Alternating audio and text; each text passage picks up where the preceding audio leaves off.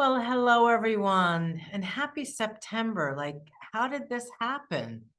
Well, welcome to our September NJBIA Business Growth Roundtable. And Anthony, I will ask you to turn your camera on and join us on stage to tell us a bit about what's going on at NJBIA.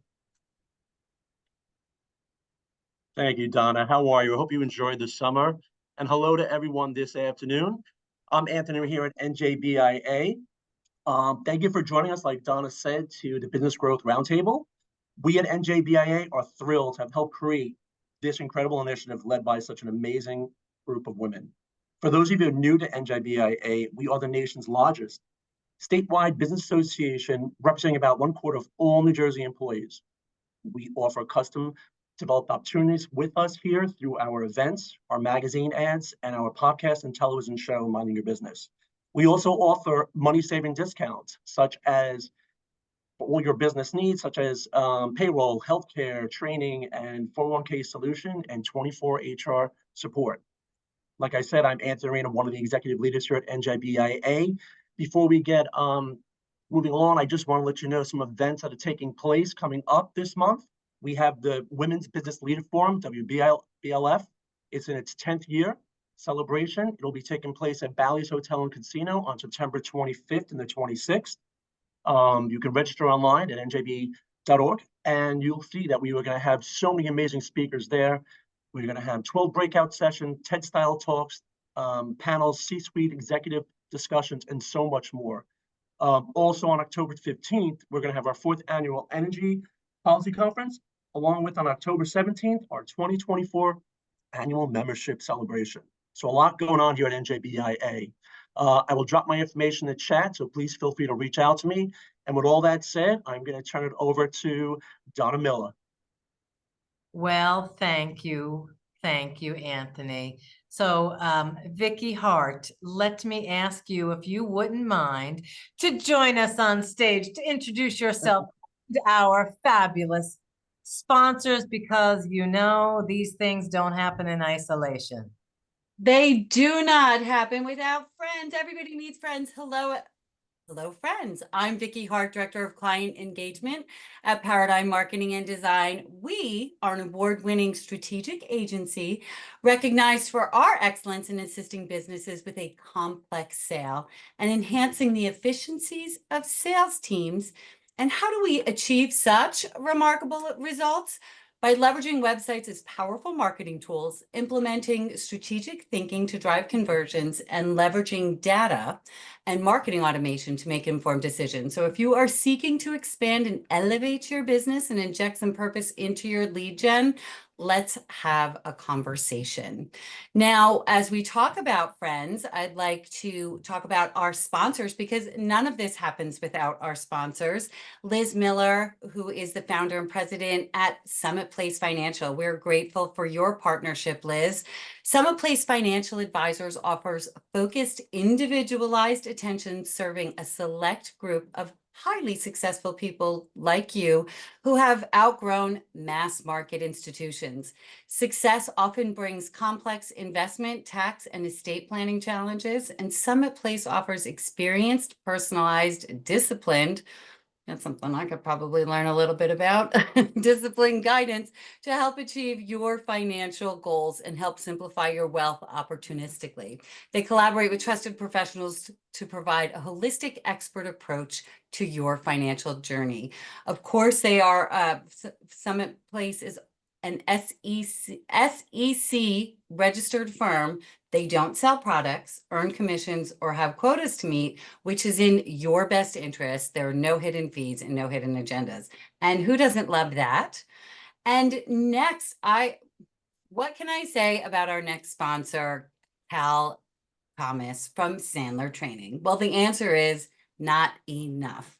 Let me emphasize the profound impact that Sandler Training has had on me and our team. and I'm sure Donna can, I know Donna can speak to this as well. Our transformation from 40% to a staggering 70% close rate speaks volumes about the effectiveness of the program. Investing in Sandler isn't just about improving your sales, it's about investing in your future, the future of your business, and securing your success. So trust me, it is a game changer. You simply cannot afford to overlook. So please reach out to our friend Cal if you're looking to up your game. And I would like to thank our supporting sponsor, new to our coven The of table. sponsors, is Mark Shore of Atlas Consulting Services. He is an employee benefits consultant. Now, I know Mark personally, and he lives his brand. Atlas Consulting is a full-service insurance brokerage firm with specialized expertise in sophisticated and multifaceted employee benefit programs, including health, dental, vision, life, disability, retirement, and more. ACS handles all aspects of employer-sponsored benefits, from plan implementation to employee communication. They are a trusted partner to many of the region's prestigious companies, law firms, hedge funds, as well as small businesses. So Mark truly is from Main Street to Wall Street. And I will tell you, he has this model of 1-4-24, where he gets back to his clients in an hour, between an hour, 4 hours, or within 24 hours, depending on urgency. And he lives that. And that is somebody who definitely loves his caffeine. So God bless, Mark. And thank you so much for your support, Mark. Donna, that is it for me. Well, thank you, Vicky, and thank you to our sponsors and supporters. We really, C3 stands for Connect, Collaborate, Community. And as you all know, those of you who know me know I really truly believe in the power of collaboration. I believe it's the kinder, gentler way of moving through the world. So thank you. So I am Donna Miller. I am Chief Visionary Officer at C3 Workplace and founder of Donna Miller Business Growth Consulting. And for nearly 30 years, and those of you who know me well know that October 24th, big party. And if you don't know, send me a message. For 30 years, we've been helping companies to accelerate their growth by providing business support and advisory services around operations, biz dev, and finance. We allow growing teams and business owners to work smarter by focusing on that which really drives their business forward. Our clients know that by bringing us in to build systems that are efficient, connected, and executable by us or by you, they're laying the foundation for building a company that will run and grow without them. Something very near and dear to my heart. So glad to be here. And before we get into our fabulous panel discussion, a little bit of housekeeping. We are recording. Yes, you will get a recording of this event. We will allow time after the panel for Q&A. We want to ask you to use the Q&A piece of Zoom instead of the chat, because the chat gets unwieldy when we have this many people. And last but not least, you are in a room with about 100 other people who are interested in the same thing that you're interested in. So let me suggest that you use the chat window to introduce yourself and engage with your other audience members. I'm not really, multitasking isn't the best thing in the world, but I know you can do this. So also, last but not least, and, Vicky raved about Sandler, about once a year, we are lucky enough to have Dave Mattson, who is the global head of Sandler training, with us at the roundtable. So next month in October, Dave Mattson will be with us, and he will be talking about team selling. Today, we're talking about raising up leaders. So there's a theme. There's always a theme here. So great. Kelly dropped it in the chat. Thank you very much. Register now. So Vicky, thank you. Anthony, thank you. And let me ask my colleague, Michelle Hagan, to the stage, along with Andrew D'Onofrio and April Spence. Did I get that right, April? Super close, sprints. Super close. I love it. So I'm going to hand this panel to Michelle, who will introduce herself, and we will begin our discussion. Wonderful. Thank you, Donna. I am super excited to be here. Welcome, everyone. My name is Michelle Hagan, and I am president and newly business partner at C3 Workplace. My role at C3 is to provide leadership and vision for the company through strategic thinking and planning. I am, again, super excited to be here with this wonderful panel and a topic that is near and dear to my heart. My whole career and where I am today is based on building leaders from within. So from the moment I entered my career life, as I like to call it, I have been blessed with mentors that understands the importance of building up their team and the importance of shaping the team. They took the time to truly show me how to become a true successful leader. So this topic to me is super important. So with that said, we'll let ladies go first. April, if you could please introduce yourself. Absolutely. My name is April Sprentz. I am a business accelerator and a leading sales expert. I have been for the past 7 years since starting my own firm, helping to scale small to medium-sized businesses to get to 7, 8, and 9 figures in revenue. Before that, I served in the Air Force, worked in the finance industry, and helped take a startup company to a $7 billion IPO. None of which could have been done without building incredible benches of people and helping to develop leaders. So leadership is one of my big loves. I'm super excited to be here and talk about any of the things that I've learned along the way that can be applied right away for folks in their leadership journey. Wonderful. Thank you. And we are excited to have you as well. All right, Andrew, you are next. Great to meet everybody. My name is Andrew D'Onofrio. I am in currently the third iteration of a professional career. I am currently a coach. I focus on personal and professional development and have done so for about the last 9 years. Prior to that, I owned a tech company and it focused on IT security assessments and penetration testing. And before that, I had a full law enforcement career, the majority of which, since the age of 24, I served in leadership positions. That was really where my passion lied, was in the development and cultivation of good leaders in law enforcement. But I had an opportunity to retire from that profession at 43, and that's when I started the first company and then moved into coaching, like I said, about 9 years ago. Happy to be here.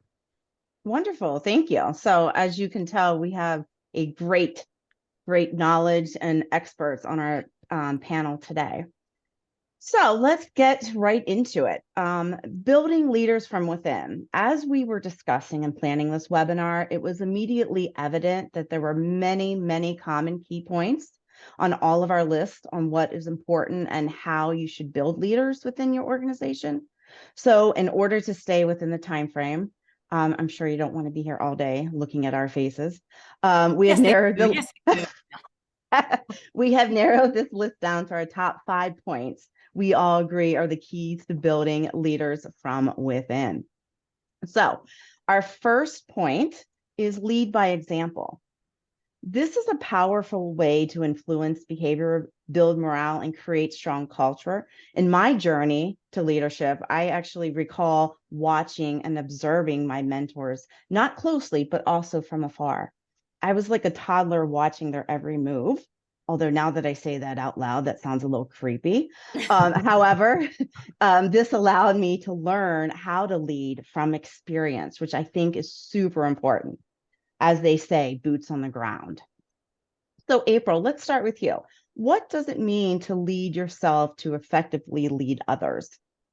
So I think you set me up for this perfectly because what I find is people do what you do even more than what you say. And for any of our folks in here who have children, you know exactly what I'm talking about. And so if we really focus on being the kind of leader that we want to grow our team into, we make it so much easier for them to step into that role. So not only are we guiding them and empowering them and coaching them, we're showing them every day how to do those things that we want them to do. And I think it's always being willing to do the things that you ask your team to do. I think it's also incredibly important to share when you fail, because if you make it okay to fail in your organization, you're also making it okay for your team to take risks, calculated risks, but risks to grow, to innovate, to do all of the things that are going to grow your company, but letting them know that you're not perfect, and so they don't have to be either. And in order to be a really effective leader, I think you have to create that safe environment where people know that they can step out of their comfort zone and become that next version of themselves. I love that. I love the failing because you cannot be successful until you fail. because, you know, you learn from that and not being perfect. And because I think that's one of the issue as you are growing into that leadership role. I know you feel like you need to have everything perfect. You need to ask the right questions. You need to do, you know, and nobody is perfect. You know, you fail forward basically to succeed. So love that. Thank you very much. Andrew, when I know at one point when we were discussing, you said, be the change you want to see. What does that mean to you? Yeah, I think April did a really good job of talking about that sort of modeling behavior, right? So that we want to be what we want to see out of our people, how we want them to grow and develop as well. If you take the opposite of that, if you will, and look at leadership by bad example, there's lessons in that as well. And we've all experienced that, right? When I was young in my leadership journey, I was 24 in uniform leadership position. And years later, I had somebody ask me, you know, well, how did you know how to do it? How did you figure it out? Especially without any training at that point. And honestly, what it was looking at leadership that was very challenging, that's kind, right? And very difficult to work for, and doing the opposite. So when I talk about being the change that you want to see, essentially is how would you want to be treated? How do you want to be led? What types of behavior do you want to emulate? And when you have a clear understanding of that, then you can pass that to your people by living that message, by being that change, by being that person that ultimately you want them to strive to be. So that's kind of how I couch that. Okay, perfect. Great. Yeah. So I love that living the message because again, you know, you are looking up, they're looking up to you. You've been through this process. You know what it's like, you know, to kind of climb that ladder to get to that position that you want.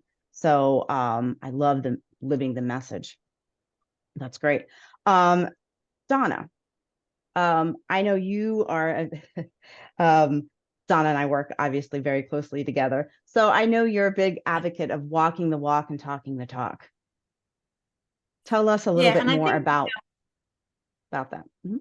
yeah, happy to do that. And I think, you know, April and Andrew did a really good job of covering a couple of aspects of leading by example. So I'm going to go in a little bit of a different direction, which is I think part of leading by example is not only, you know, walking the walk and talking the talk and observing everything that's going on around you, which, side note, I think COVID has put a bit of a kink in the way we're able to observe other leaders. And I'm not a fan of fully remote for that reason. I think, you know, a hybrid environment is really what we need because that's how leaders are developed, by being around other leaders, right? You rise to the level. But so my feeling about walking the walk is also on the flip side, being authentic, and being authentic also is about being vulnerable.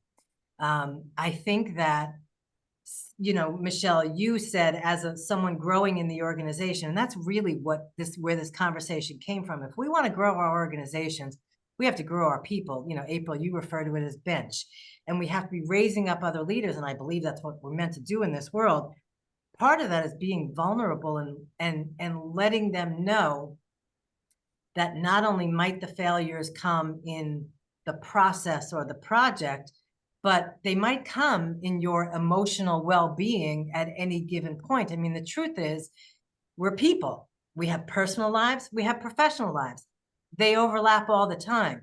So not that you want people to bleed all over you at work, but the truth is, we have to, in my opinion, lead by being vulnerable so that we can allow other people to be vulnerable, so that ultimately we create a really safe place for people to grow.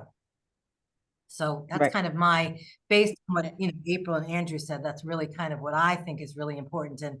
And if you haven't done any Brené Brown reading on the power of vulnerability, I highly recommend it. Great. And I think that also goes not just in the workplace too, right? The organization, also your personal life. You're building leaders outside in your personal life every day, whether it's your children, whether it's younger adults, you know, they're constantly looking to you. So I think what we discussed today can also be applied in your personal life as well, you know, all around you. But Donna, you bring up a good point with COVID. I think there was a switch in how you develop these leaders, right? Because before everything was hands-on, you're right in the room with the person, you can see their body language, exactly what they're doing.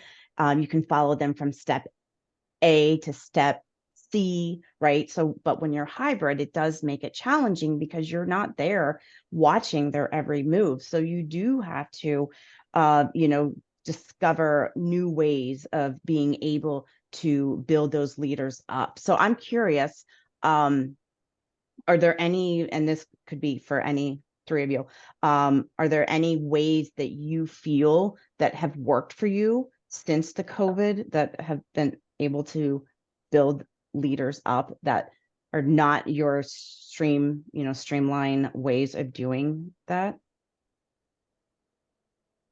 Michelle, I'm happy to take that. For Sure. me, Yeah, it go ahead. became, let's check in more often for shorter periods of time. So walking past the water cooler, having a quick impromptu conversation isn't happening like it used to be. However, you don't want to schedule a ton of meetings just for the sake of meetings. So it's, can we have these quick huddles, these quick check-ins, and let you ask questions, talk about things, and also being cognizant of pulling some of your junior people in on meetings and conversations that they wouldn't necessarily be included in as early, and allowing them to observe and letting them see the different things that you're doing and ask questions. And then in turn, ask them questions. What happened? What did you see? What do you have questions about? I'm a big fan of having junior people answer things before more senior people. One, because sometimes they have amazing ideas that they won't voice if a more senior person has already spoken. And two, because it gives me an idea of where they are in their skill and leadership development. That's great. I love that. That's great. And that actually kind of brings us into point number 2. Communication and change. So we all know communication is essential no matter what we're doing, right? It fosters growth, encourages responsibility, and it empowers future leaders to take initiative. So, and again, I think during COVID and the way that we are now more remote and hybrid, communication is definitely key in ensuring that your team is building in the right direction. So Andrew, it is important to clearly explain your vision and direction. How would you say the best approach to that is to ensure that your team understands where you are, where your vision and direction of the company is going? Yeah, I think the first thing that's probably most important to acknowledge is that from a cultural standpoint, oftentimes we get, ground down in the idea of more money, more time off, and that'll improve a culture, and that's what people want, right? Bring the ice cream truck every Thursday and add that benefit. But if you really look at what's been done and what the studies show, it's more about knowing where the organization's going, knowing what the mission is, knowing what we're trying to accomplish, and equally as important, knowing where I fit in that. How does my contribution foster that spirit? So, we talk a lot about, mission statements and defining that mission statement. And I think it's important, but I think, and I recommend it for sure. And I imagine Allison does too in her work, without question. You want that, what you stand for, but you also want to, not just what you stand for, what you're trying to accomplish, whether you're knowledge-based, whether you're product-based, but clearly knowing what your deliverables are, what the organization is trying to accomplish, and having that pass to the employees, having that pass to the staff, and knowing where they fit in that, I think is critical to create, a fulfilled experience for your staff, and also to be able to accomplish that mission ultimately. And we are, you also have mentioned about empathetic communication, which I thought was interesting. Can you explain a little bit when you are discussing empathetic communication, what does that mean to you? What is Sure. that? And I share your passion on the communication front. In fact, if I'm working with a new leader or even an experienced leader, oftentimes we'll talk about, what are some of the skill deficits? And some people feel they're good communicators, but I won't let them kind of get away with that, because it's such an important skill. It is the most important skill, not just in business, not just in leadership, but in life. it affects every type of relationship you might possibly have. So from an empathetic standpoint, it's really that sort of John Maxwell perspective of seeking first to understand, then be understood, right? That's critical because you can't really mold your conversation or try to have influence and direction over another individual until you really understand where they're coming from and how they receive information, how they hear information. So it's that understanding that is so crucial. And to build on what Donna said, which I think was fantastic about the vulnerability piece, in coaching, we talk about a therapeutic alliance, and that's a connection with another individual. And how does that occur? That occurs when I show my vulnerability. I don't come in as a coach and say, I've got it all figured out. In fact, what I often start with is, yes, I have a lot of training and experience, but I also took a lot of time earning a PhD in stupidity.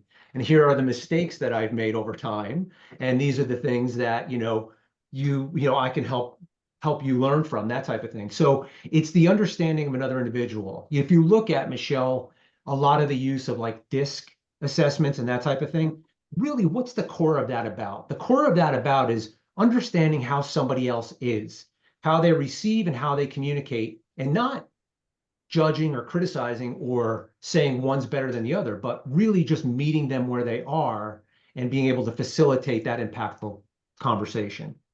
Right, right. And as you're thinking about this, I have two sons, 12th grade and 9th grade. And I'm thinking, like, if they would offer something like along those lines, communication to empathetic communication in school, I mean, how that would like completely change how we as adults like communicate with one another. It really would. I think that would get like a head start, on that they would start learning how to communicate correctly and, listen rather than just speaking. So yeah, and if you added to that, Michelle, like handling conflict and managing difficult conversations, I mean, I agree, it's sorely missed in education. Right, exactly. Okay, Donna. So when we're talking about communication and change, one of the things that comes to my mind is making sure that we're discussing milestones and checkpoints for these leaders as you're, building up these leaders. Why and how do you keep track of progress as you're building up the leader within? It's a great question. And I think, communication clearly is such a big part of developing leaders, empathetic communication. And I call the hard conversations, teach people how to have courageous conversations. And some of this, I honestly, I learned in my Sandler training, which was, like opening a conversation with something like, I know this may be difficult for you to hear, but so you learn to do these things. But as far as milestones and checkpoints, as some of you have heard me say before, I am a recovered micromanager. 10 years into my career, there was no situation I couldn't make worse. So I have worked hard to shift from a very good micromanager to a relatively inspirational leader. It only comes out every once in a while. So nice, isn't she? That's not what they say when I'm not here. Kidding. Anyway, so what I've learned to do is I've learned to say to myself, okay, the way I can develop a leader is to make them feel empowered and to let them run with it. And that includes, as we talked about before, letting them make mistakes. However, as a business person who's responsible for the top and the bottom line, I have to assess risk in that situation. So I determine where are the milestones and checkpoints that I need to insert myself or insert some sort of quality checkpoint so that this person's leadership learning track does not impact my client service. So for me, those milestones and checkpoints, they're kind of your scorecard, and they're the path that you're moving. For us, it's typically a project, moving a project along. And part of that is getting clear in the beginning. What does success look like? How do we plot that throughout the project? How do we, at the wrap up of the project, say, okay, did we hit all our success factors? What could we have done more, better, different. So I believe that those milestones and checkpoints are to mitigate risk and make our people feel more empowered and more autonomous. And I think it's good for everyone. I agree. I think that's a good, it's good for them because then they know kind of are they on track where they need to be? That could be part of their KPIs. It could be, setting their goals. And then it also allows you to see, okay, is this the right person? Kind of you check in with yourself. Is this the right person for this particular task, position, job? So I think it kind of goes both ways. So wonderful. April. So you learn your people to empower them in goals, right? So when you're thinking about that and you're learning your people, learning how they communicate, learning what they like, what they need, what does that look like to you as you're trying to empower them with their goals and communicating? So, a couple things. The first is that you are really asking questions about your people and getting to know them as people. Donna made a really good point early on that everyone that works with us has a personal life and a business life, and those two things are married together. And a lot of times you can find what is most important to people by asking them questions that have nothing to do with their role or their deliverables or even your business. You want to understand what's important to them and how they want to grow, because you're looking for signs that they want to be in leadership and how you can empower and grow them, but you're just as often looking for signs that that's not a good fit for them. There is absolutely a place in our company for amazing individual contributors, and you need to know who those folks are so you set them up for success versus putting them in a leadership role that they might not be cut out for. For example, Michael Jordan was an amazing basketball player, and the Bulls would never have been who they were without him. But you didn't see people going, what we really need to do is get him coaching, because that's what's going to be great. Let's put him in a leadership role. He was in his own kind of leadership role. The way that you really understand that about your people is to ask them questions about who they are, about what they value, about what's important to them in their life, and then to do the thing that was the hardest for me to learn as a leader, which is listen. Because what they say is going to determine how you mentor them, grow them, coach them. And I put in there that that was the hardest thing for me to learn for two reasons. Number one, I think everyone on this panel has done a great job of saying, guess what? Even if you think you were born to be a leader, you have to learn these skills, because we have things that we're good at and we have things that we can definitely get better at. And for me, listening was very hard. And I mean listening to really ingest and understand, not listening so I'd have an eloquent answer. So I think anytime we have those conversations and really better understand our people, we can set them up for success in a multitude of ways. Right. And I think, as you said, listening is hard because especially if you know what the answer should be, but you're allowing them to come up with their own answer. And sometimes you just want to like spit it out. You want to get it out, but you have to kind of hold back and wait until, let them process it, because they're probably processing it in a different way. That goes back to the disc, and learning, how to communicate from them. So I think that is very important. And it's a hard skill to learn, that, you're listening to listen, not listen just to respond. And that is very difficult. I'd like to do that with my children sometimes too, but and the other thing is, I think that doing that and learning more about your people overall, it builds the trust, that it builds more confidence in their decisions, allows them to become confident and that they are making the right choices and the right decisions. And I think communicating to each individual on how they communicate is very important too, because I may have the same conversation, with you, April, and it might be a completely different way of communicating it to Andrew, but it may be the same topic. So I think learning the person as a whole, that's super important.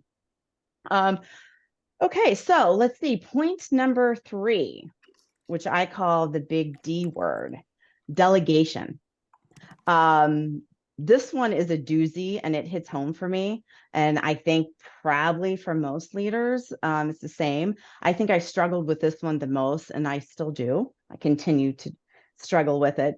But delegation is critical for leaders, which is probably why it's the hardest.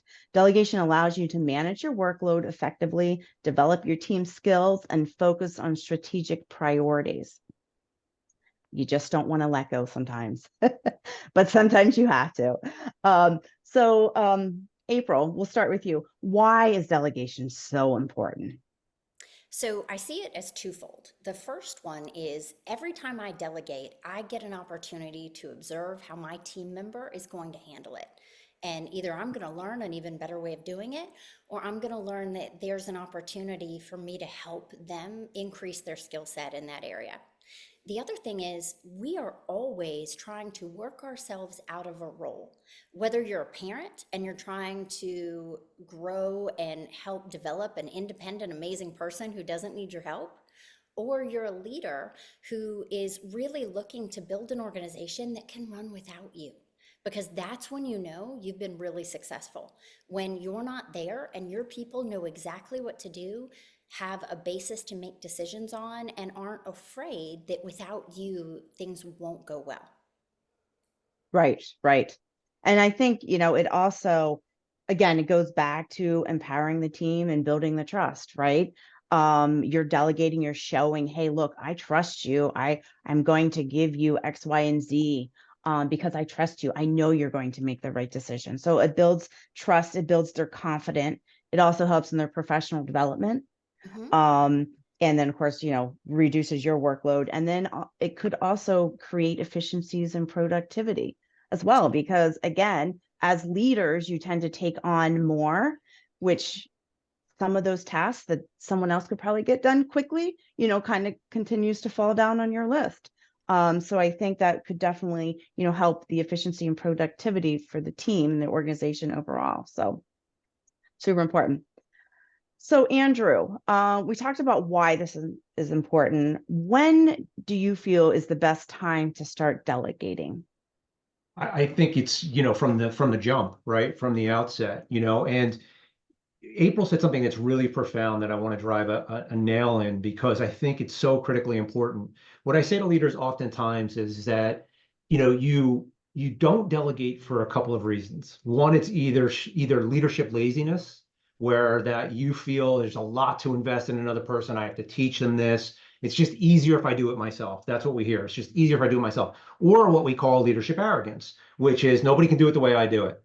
And when we suffer from that, it's robbing the person. And this is what April brought up in the very beginning. It's robbing the person of the opportunity to grow. As a leader, you should be developing your people and you should give them opportunities to grow. And if we go back to a little bit of the discussion before, and that is, bringing the answer out from somebody, sometimes we're surprised, right? Sometimes the answer we think they have a better one. Or sometimes the process they want to endeavor upon is better for them. In coaching, we often say the person is the expert on themselves. They're the expert on their life. They're the expert on how they function and how they work. So for us to assume that our way is the right way is not helpful for them. So we have to the points that were made, listen, learn your people, and then delegate appropriately and get out of the mindset that I can do it better or it's too much work to empower them. Right, right. And I think also you can learn. Obviously, you as the leader can learn, because like you said, they could have a totally different way of doing it, a new way of doing it. And sometimes just bringing a new set of eyes, a new set of perspective in, will help. And it goes back to the whole efficiency and productivity. So I agree. You should definitely start delegating immediately. And maybe it's steps. Maybe it's steps that you and just certain tasks. And then you continue to build that delegation and add more as you can see that they can handle, what's on their plate, that they are making the right choices. And again, that will build their confidence as well. So, Donna, how would you describe effectively delegating? What does that look like? That's a great question. And I love what everyone said. And a lot of what we've already said, milestones and communication, that's all part of effective delegating. For me, it's about what's the best use of your time. So when I'm working with business owners, very often I'm working with growing teams. So the business owner probably doesn't have a salesperson, is probably the majority is the person bringing the business in. So for me, delegating comes down to, is that really the best use of your time? And if I could get 5 hours a week of, administrivia off of my desk, and I took those 5 hours and I put them into something that could drive the business forward, what would my business look like? So you have to find your motivation for delegating, because sometimes we talked about this, you hold on to things for the wrong reason. For me, as a recovered micromanager, one of the ways that was very helpful for me was, if you haven't read it, Tim Ferriss's 4-Hour Work Week is like batshit brilliant. It is. And he refers to, Andrew, you worked on your PhD in stupidity, which I love. I worked on my MBA, which was my management by absence. So for me, it was leaving. It was literally leaving the business and saying, okay, here's everything that has to happen, make it happen. And, if the building is on fire, don't call me, call the fire department.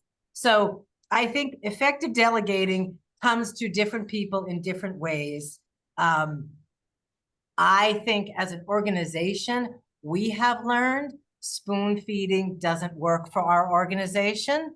You try and baby step people into it, but it turns out that we happen to be surrounded by big picture thinkers. So my big picture thinkers, they want the whole thing. So in that case, I'm going to delegate and I'm going to say, here's the end goal. How do you think we should get there? Then we'll go over the how of it. So I think you have to know, again, it goes to DISC and conversation. How will your people best receive new tasks? Most people who are being raised up to leadership roles are often uncomfortable with change, uncomfortable with new. They have this misconception that everything has to be perfect.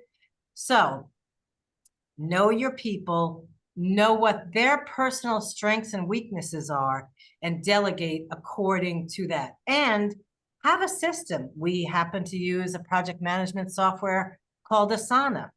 It is part of how we delegate effectively, because we can empower them, but yet we could see what's going on. So it's a combination of always communication, technology, and more communication.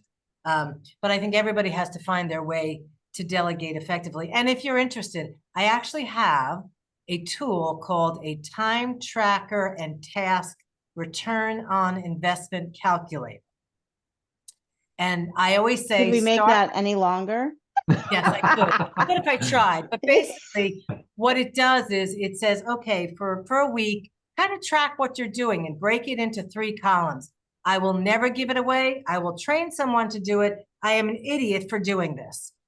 Obviously, you get rid of column 1 first, but it's a process of really, for me, I need to see things in black and white.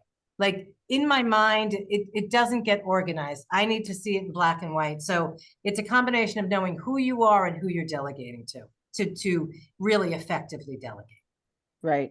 I love that. And I think the visual, having that visual, you can see, oh, wow, I am spending X amount of time doing, like, that column of I'm an idiot for doing these tasks are a lot longer, than the other columns. So I think that's great, getting that out of your head on paper. And that column is often filled with 5-minute things. Oh, I'll just do it myself. Oh, I'll just do it myself will sink you eventually. Absolutely. Right. In 5-minute increments. Right. Yeah. Right. Michelle, can I make a comment on that? Just based sure on can. for the Absolutely. emerging leaders in the room, one of the things that I think is important to realize, Donna touched on it by saying, what should you be doing? Right. So it's that old adage of what got you here won't get you there. Right. So what brought you to leadership is not the same skill set you now need. So now somebody should fill that vacuum of where you were, but you need a whole other skill set. So to that point, a lot of people want to just practice what got them there, to continue the work they did and show their value there. But to delegate that out and then think, like Donna said, about, hey, I'm the risk management person, I'm the visionary person. Those are the critical components. I would imagine, Donna, that when you started the company, you did a lot more granular tasks than you do now, right? I did it all. Right. So yeah, so I think that's an important thing to realize, that it's now a different skill set you have. Exactly. Absolutely. Good point. Yes, absolutely. Thank you. Okay, so to stay on time, the last number 4 and number 5 point actually kind of go hand in hand. So we'll talk about them together, and that's culture and people. So as we think about our own leadership path, I'm sure someone or multiple someones came to mind immediately. Building leaders is just not about a skill set or climbing that ladder to the top. It's about the people and the culture you build within your organization. This has a big impact on ensuring you're building effective leaders. The right culture allows for empowerment and ownership, which is huge for the continuous growth of leaders. So, April, how do you let go and allow team members to explore new areas and show that you care at the same time? So I think one of the most important things we can do, and this isn't just for leaders, this is for your A players, the people that you really want in your company and the people that are really moving the needle forward. They are folks who need to constantly be learning, developing, and expanding, because to them, stagnation is death. So you need to be willing, even if they have nailed it. They are the best salesperson you had, the best client manager, the best project manager, but they want to go to another area of your company or even another company. You need to bless them and let them go. Thank them for what they've done and support them in this new endeavor.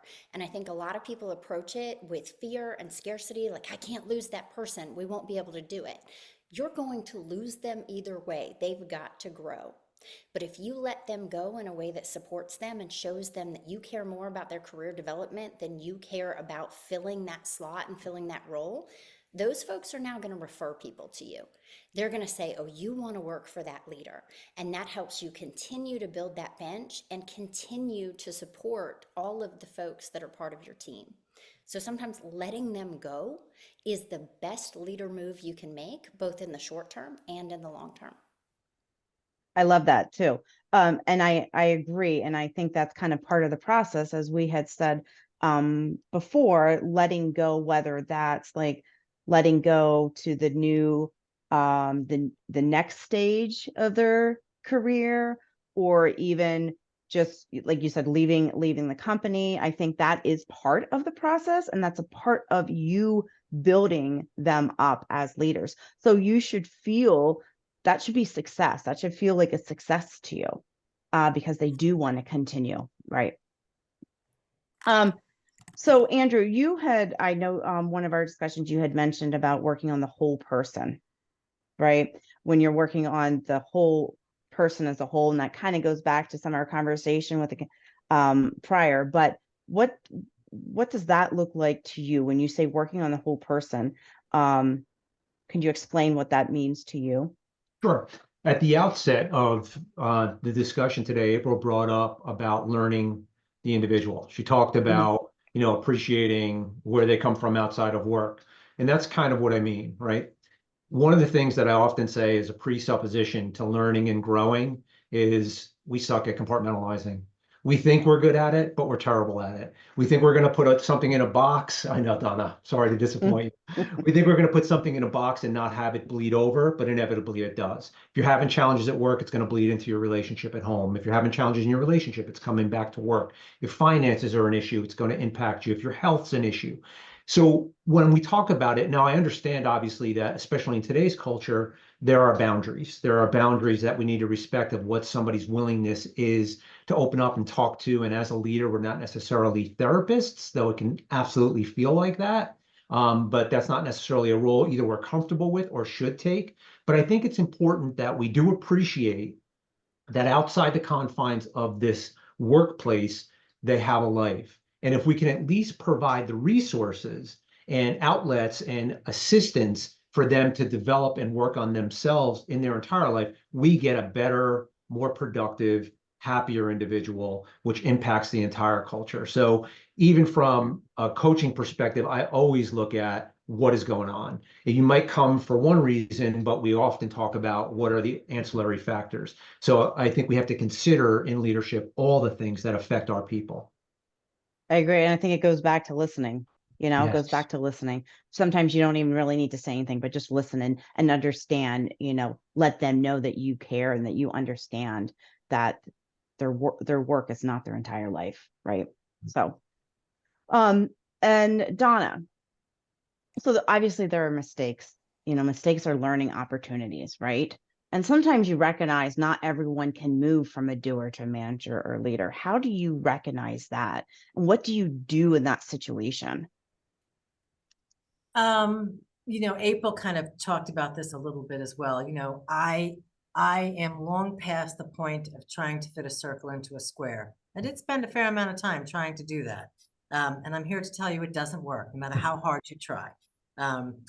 So I think that it's how people respond to situations more so than what the actual step by step of what happened. So I think you have to recognize that not everyone is going to become a manager or a leader. And also to what April said, sometimes the best thing you can do is let them go. And I'm kind of a big fan of Glennon Doyle in Untamed. And in that book, she says there is no such thing as one-way liberation. So when you let someone go because this is just not the right place for them, it should have been after a fair amount of conversation. I'm very proud that in the last 15 years, anytime I have let someone go, there was never a, what do you mean? It was a, you're letting me go, aren't you? I'm like, yeah, we tried this, you know, we tried this. So I think realizing that we can hire the wrong people. I mean, we try to hire slow and fire fast, but the truth is sometimes you get down the road, get down the road, and you figure out you've made a mistake, and it's a circle and a square, and you have to move on. But you know, and also I think, how do you know? It also does come back to culture, and for me, culture is rooted in values. What are your values? Live them out loud. Make sure that your interview process is that type of process that can make sure the people you're about to hire are aligned with your values. And there are lots of different ways to do that. Certainly you can use DISC. I mean, we help with recruiting. But I think it's a matter of really asking questions, listening, and we've talked about what that is.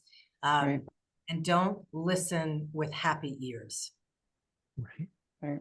It's good. And I think once you get to that point and you realize that someone is maybe not in the leader role, they probably have seen it too. And sometimes when you may tell them that, they may actually be relieved. So it may not be, 100%. it's not a negative thing at all, you know? So, okay. So to stay on time here, we're going to summarize the key points. So number one is lead by example. Actions speak louder than words. Number two, communication change, effectively provide vision and direction. Delegation, so important for so many reasons, but it helps you develop your team. Culture is everything. Create the right culture you want, and people, show your team you care. Work on the whole person, and remember, not everyone can move from doer to manager and leader, and that's okay. So any last minute final thoughts, suggested action items that we can immediately begin to build the leaders with our organization? Anyone? I know we've got some great questions. So here's what I'm going to say is we've got some great questions. So I'm going to suggest that we go to our questions. We typically end promptly at 1 o'clock. If there is anything unresolved, we will, I can certainly stay longer, and I can certainly make sure that we get any unanswered questions answered.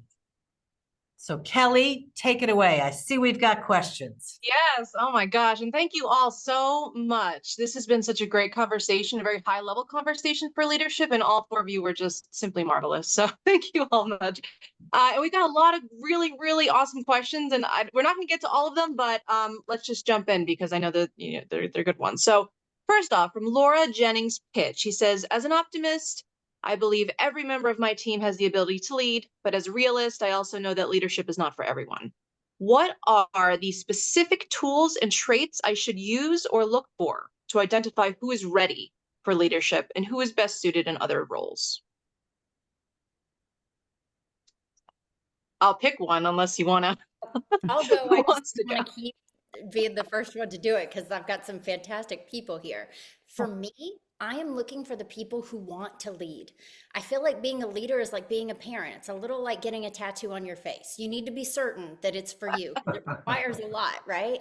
So I want those people who self-identify, who are leading with influence even before they're actually in a leadership position, who are looking to empower and help others, and who, no matter how well they do as an individual contributor, are always saying, oh, well, it was because of the team. I know that person is going to do a great job, even if they don't have the skills yet to lead, because they have the right attitude. Yeah, Excellent. Kelly, I think too that the other thing I would look for is a servant mindset. You know, being a leadership is about serving your people, not necessarily having them serve you. So if you watch somebody that is in that mindset of service to others, I think that's an important quality. So that might be a good barometer to see who's next to be elevated.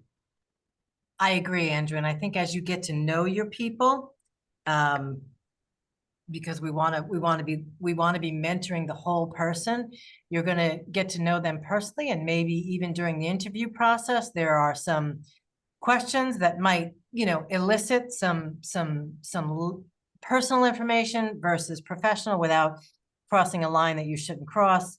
But I love overcomers. I think overcomers ultimately make great leaders because just the process of overcoming something difficult is a form of leadership. So that's something I look for.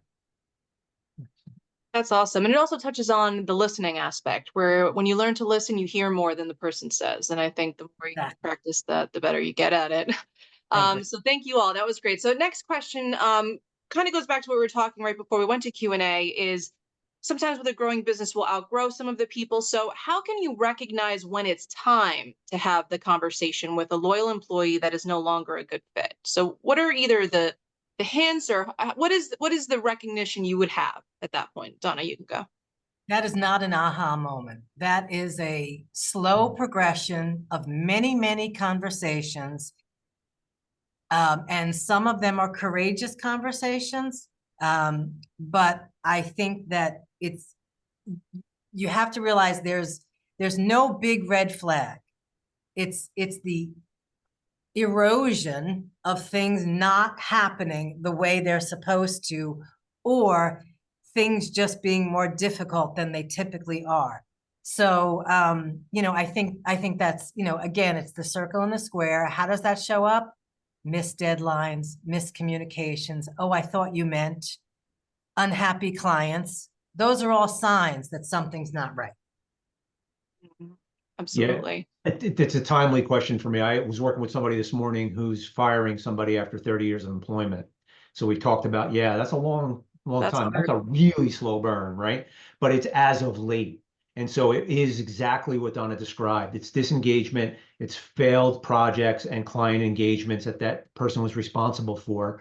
So it's one of those things that you know it when you see it. And going back to what you said before, Don, about hiring slowly, firing quickly. And I think there's a place for that, especially in the beginning, when you realize quickly this isn't a fit. But when somebody's got longevity, then it's what can I do to re-engage? What can I do to bring out the best again? But if I can't, then it's time to depart. And you have to be willing to have those courageous conversations. Like, this is not personal. This is what's best for the company, what's best for you. And I think if you can make them matter of fact, non-taboo conversations, again, liberation is never a one-way thing. Absolutely. April, would you like to contribute, or I could move on to the next? An important thing when you're letting go of someone, especially when they've been with you for a really long time, is to recognize the contributions they've made to companies, because I help a lot of companies scale very quickly. The skill set of the people who get you to one inflection point might not be correct for the next one you're going to, so there can be some turnover and change. It's really recognizing what they've contributed, and not just recognizing it with a pat on the back, but recognizing it in a sense of, let me write you a great recommendation. Let me introduce you to some folks where I know the skill set you have will still be incredibly valuable, because it's not that you aren't valuable and you haven't done something that was really great for our company. It's that we're now going in a direction that is beyond the scope of your skill set, and allow that person the dignity and the respect of helping them out the door. Excellent. Very inspiring. Thank you. And I know we're right at the end, but I want to have one last question. So for from everybody, if you had to choose one focus point in your own career that has been the most pivotal to this success as a leader and empowering others, what would it be? Hot potato. Who wants to go? Who wants to go? I'll start, and I'll tee off of Donna's vulnerability. The biggest impact for me as a leader was letting go of righteous indignation, was thinking that I knew the way to go and expecting everybody else. I had to let go of the idea that my way was the right way. My way's one way. So when I put that down, I was able to really flourish and become a better leader. I love that. Awesome. Yeah. My number one would be there is no client issue, challenge, question, anything that can't be solved with asking yourself the question, how can I help? Nice. Very inspirational. Yeah, so when I try to think of one pivotal moment, it's actually kind of personal. And it was, I had someone come and rent an office and they said, can I have my pastor come and do a blessing? And I thought, well, like you're not going to light anything on fire. There isn't going to be any fire or anything like that. She's like, no. It's just that, I'm a person of faith and this is what I do. Anyway, she came and she did it. And I thought, and what I saw right in that moment was her professional values and her personal values were completely aligned. That was a turning point for me. That's when I knew that as the whole person, Donna Miller shows up the exact same no matter where she is. And it also made me realize that I can't get from where I am to where I want to be on my own. I had to hire outside help. I had to get outside perspective because as the leader of your organization, you're great at what you do, but you lack perspective. It's just the nature of the beast. Absolutely. And I've seen that in action as well with you. So that's awesome. And we had a few questions just before we end about the ROI tool and also just some recommendations about 360 assessments, but we'll be sending that in our follow-up. So you will all get links to that before we go. So Donna, if you'd like to. So let me just thank you all so much. Michelle, April, Andrew, Kelly, fabulous conversation. We are all available. You will all get follow-up emails with all our contact information. It comes from Paradigm, so we don't all barrage you at once. But I know I speak for the rest, for April and Andrew. If there is a question that we did not get to, please feel free to reach out. I'm happy to jump on a call and talk with you. And, by the way, Andrew, April, and myself, our business consulting and coaching, it all overlaps. But the truth is, we all kind of go at it in a different way. So if you are searching for some outside expertise, talk to multiple people. Find the person that really feels like a good fit for you. So thank you all very much. Until next month, we wish you a great month full of business growth. Take care, everyone.